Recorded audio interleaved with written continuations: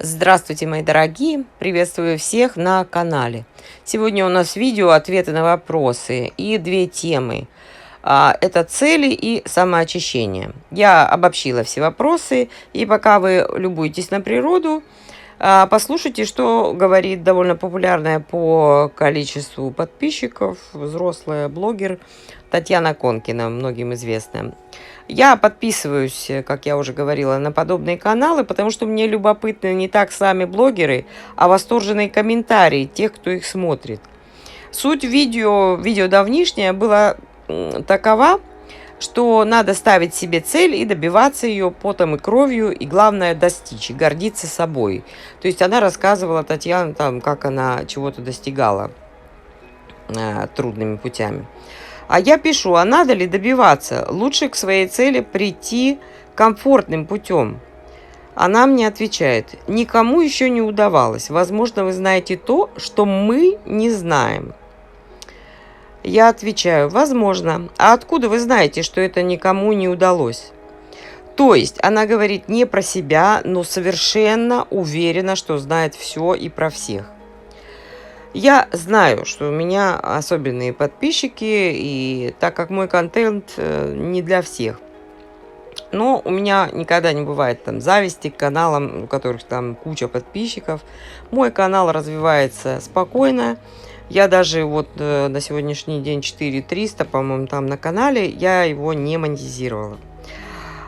Пока что. Но я хочу собрать много людей на канале, и роль денег тоже не обесцениваю. Но у меня на первом месте другая цель. О чем-то я пока не рассказываю, что-то я не могу не транслировать. Вот люди озабочены похожими или одинаковыми проблемами. Я потому и открыла канал, так как поняла, что предназначение канала нести определенную информацию людям.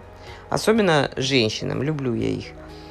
Вот как в приемнике можете себе представить. Определенная радиоволна, вот, которую услышат только те, кому посыл предназначен. И я знаю точно, что до конечного пользователя дойдет то, что было послано, и что-то изменится в его жизни к лучшему.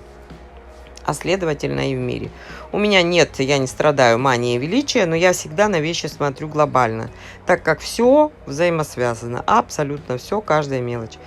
Так что у меня свои интересы, я просто так ничего не делаю. Теперь скажу немного про самоочищение. Несколько раз вопрос мне задавался, потому что я часто о нем упоминаю, об этом. Что я имею в виду? Есть физическое самоочищение, это в плейлисте «Сухое голодание», а есть духовное. Ты не всегда вращаешься среди приятных тебе людей. Мы соприкасаемся и с разными, и не обязательно всю грязь цеплять на себя. Или, например, посвящать негативу время, когда в голове у вас после встречи с кем-то крутятся вихри злости или недоумения.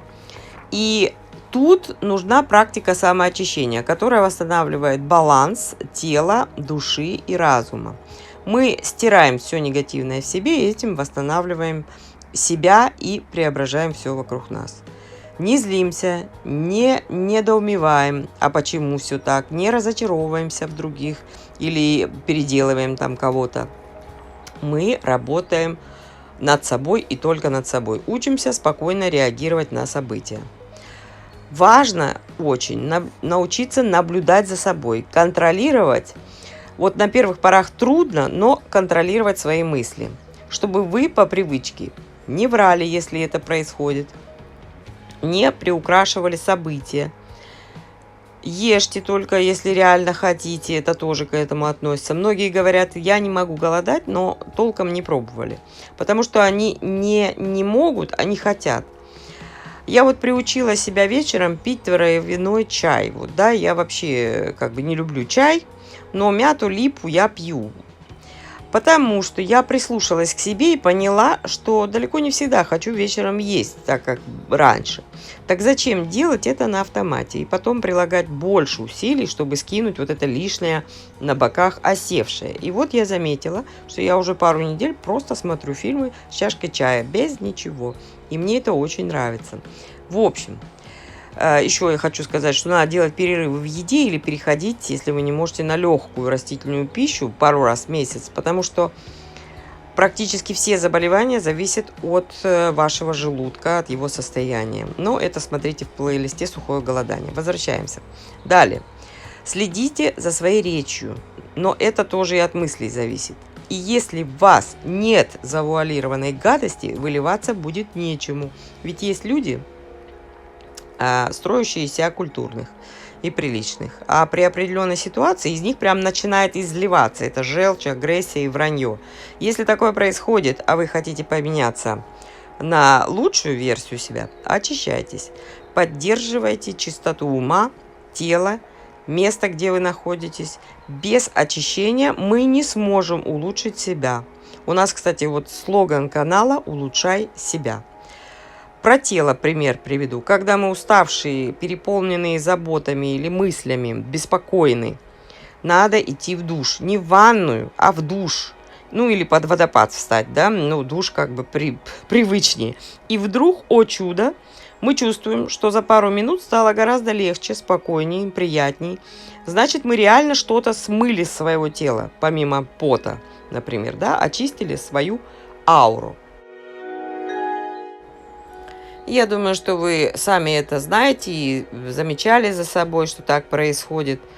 Можно очищать тело и под лучами солнца, и на ветру. Ну, не когда ураган, а когда приятный ветерок. Просто подставив свое тело, лицо солнцу, ветру, раскинув руки или лечь, например, на траву звездочкой. В общем, чем больше вы расширитесь, тем лучше вы очиститесь, да?